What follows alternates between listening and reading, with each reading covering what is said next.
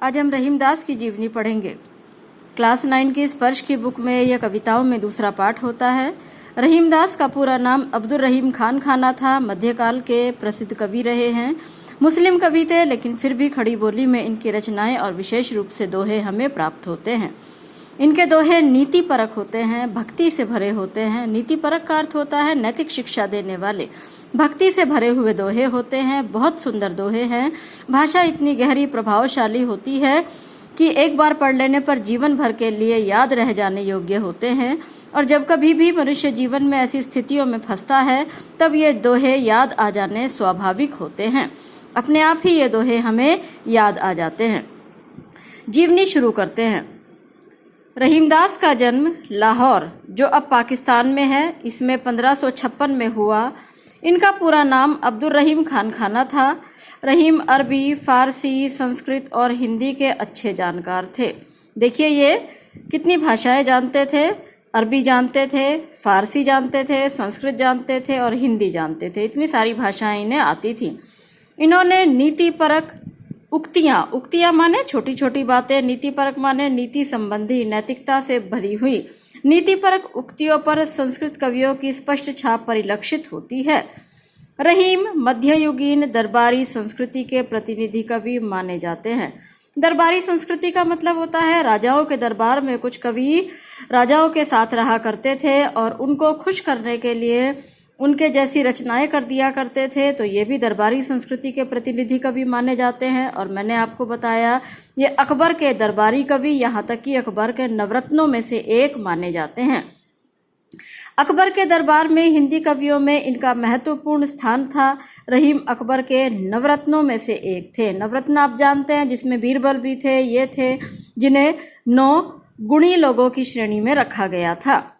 रहीम के काव्य का मुख्य विषय था श्रृंगार। श्रृंगार कहते हैं प्रेम को, सौंदर्य को। नीति माने नैतिकता और भक्ति। इनकी रचनाओं में 3 चीजें हमें दिखाई देती हैं। एक तो प्रेम संबंधी रचनाएं होती हैं, एक नैतिकता संबंधी रचनाएं होती हैं और भक्ति संबंधी रचनाएं होती हैं। रहीम बहुत लोकप्रिय कवि थे। इनके दोहे सर्वसाधारण को आसानी से याद हो जाते हैं। सर्वसाधारण मतलब हर एक जन को, जो भी पढ़ता है उसको बड़ी आसानी से ये समझ आ जाते हैं और याद भी हो जाते हैं। इनके नीतिपरक दोहे ज्यादा प्रचलित हैं, जिनमें दैनिक जीवन के दृष्टांत देकर, दृष्टांत माने उदाहरण देकर, इनके नीतिपरक दोहे बहुत ज्यादा लोग पसंद करते हैं, जिसमें हमारी रोज के जीवन की घटनाओं का उदाहरण देकर कवि ने उन्हें सहज, सरल और बोधगम्य बना दिया है। सहज तो कहते हैं जो आसान होती है, सरल जो आसानी से समझ आ जाए। सहज माने सहजता से सीखने योग्य, सरल माने जो सरलता से समझ आ जाए, और बोधगम्य मतलब आसानी से सीख लेना। बोधगम्य, बोध करना माने जान लेना, सीख लेना। रहीम को अवधी और ब्रिज दोनों भाषाओं पर समान अधिकार था। रहीमदास को अवधी में और ब्रिज में दोनों भाषाओं में समान अधिकार प्राप्त था। इन्होंने अपने काव्य में प्रभावपूर्ण भाषा का प्रयोग किया है।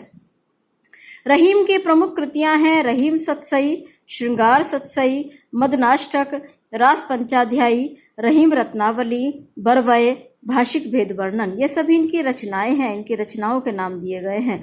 ये सभी कृतियां रहीम ग्रंथावली नाम की एक पुस्तक है, जिसमें ये सारी रचनाएं दी गई हैं। इस पाठ में रहीम के नीतिपरक दोहे दिए गए हैं। ये दोहे जहां एक और पाठक को औरों के साथ कैसा बर्ताव करना चाहिए, इसकी शिक्षा देते हैं। मैंने आपको बताया नैतिकता की शिक्षा देने वाले इनके दोहे हैं। तो इन दोहों में पाठक को किसके साथ कैसा व्यवहार करना चाहिए, इसकी शिक्षा देते हैं।